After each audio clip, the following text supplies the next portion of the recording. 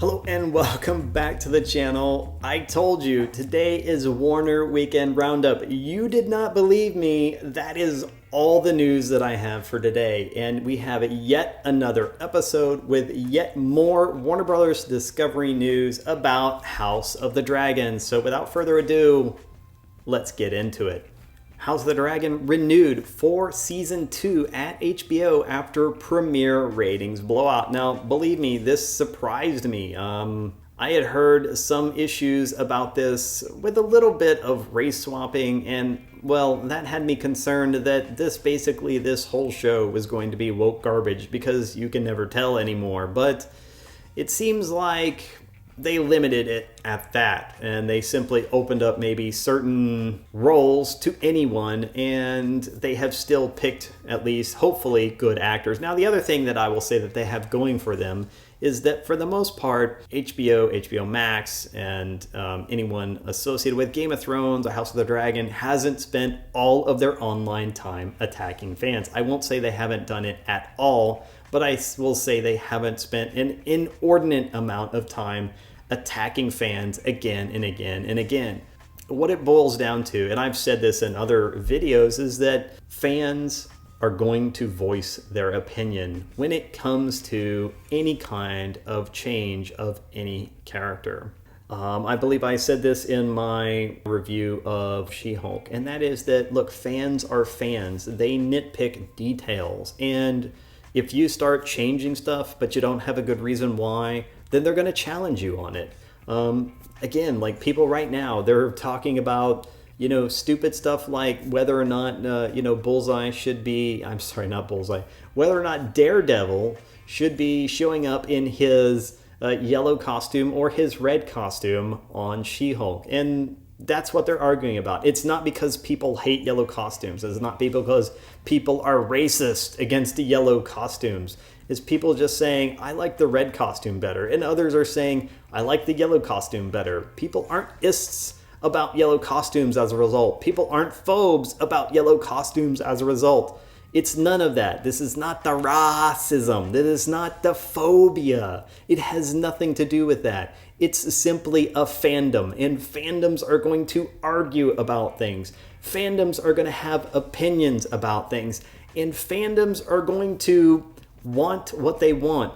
They want what has been described in a book, or that's already the previous material that's already been published. They want your adaptation of that to reflect the material that you've been given. If you're given material and you are using that name of that book or that comic book or that series, and then you do something completely different, people are going to be like, hey, this is just a bait and switch.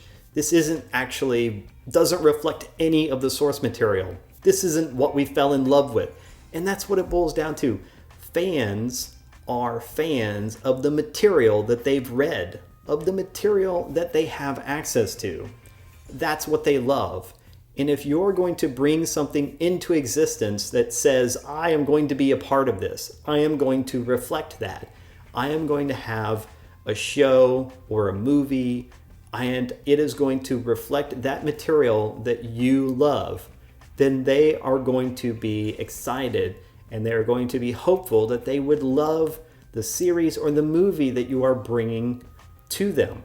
But if you do this whole bullshit, where you do the subversion of intentions, and then you suddenly start race swapping and gender swapping everyone just to have diversity and inclusivity, and so you can represent some sort of intersectionality, then people get turned off because you're doing that just as pandering and tokenism. And this is exactly something that the directors of House of the Dragons had talked about. How can they represent minorities? How can they represent people of color without it being blatant pandering and tokenism? And I have to applaud them. So I will say straight up, I haven't seen the show yet. I'm still debating about whether or not I want to watch this. I really never fell in love with Game of Thrones, and I kind of almost feel like that's a prerequisite for this show. So we'll see. It's just,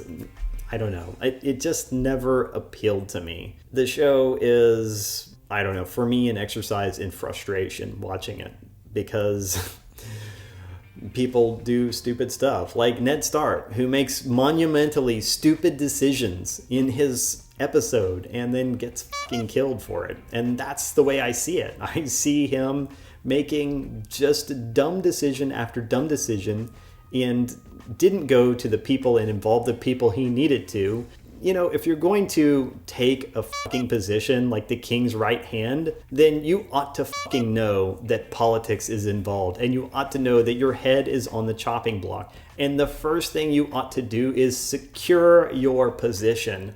And if you go and start digging into shit that could get you killed, then it probably will, unless you fucking take the right stance with that. And the stance that he should have taken was to take that to fucking Robert Baratheon from the very beginning and say, hey dude, we need to fucking get on top of this. We need to fucking cover this, because if I found this out, other people could find this out. And as a result, you know, you could be exposed. You know, this is potential weakness for you, and we need to cover this right away and make sure nobody else ever finds out. That's how he should have played this.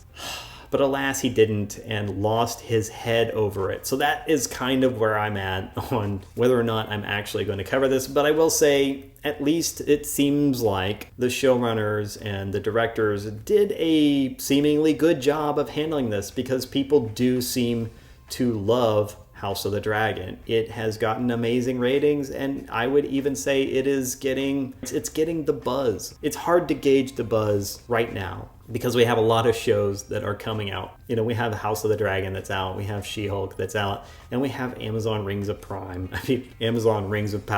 that are getting ready to come out. So there's a lot of big shows that are debuting right now on 3 different platforms. And so it's hard to gauge the buzz on this, but there does seem to be buzz.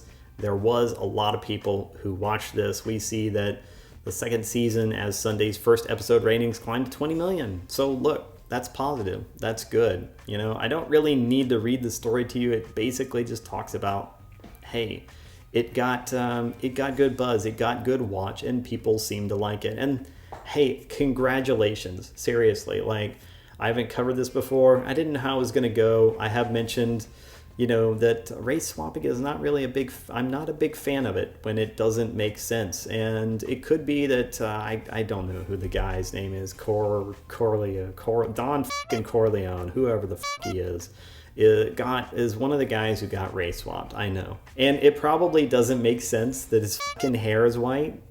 You know, if they had maybe just had his hair be regular color, and he's like, you know, a Targaryen that doesn't have the white hair because he's obviously a brother from another mother, who gives a shit then, right? That fucking makes sense. But it's the combination of trying to fucking gaslight us. Like, the Targaryens just have this black man amongst them who also has white hair, just like Targaryens do. Come on, man. That's fucking basic genetics. Does not fucking work like that. Not even in fucking Westeros, okay? Or wherever the fuck they're at. In any case, that's my thoughts. House of Dragon, congratulations. Good for them. It seems to be a hit. And it already got picked up for a second season. So let me know what you think about House of the Dragon in the comments below. Have you seen the first episode? I have not. Were you a big fan of Game of Thrones? Were you a little bit apprehensive about tuning into House of the Dragon because of the way Game of Thrones ended, or particularly because of,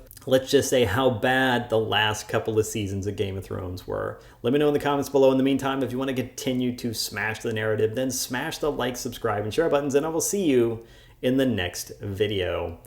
Have a great day.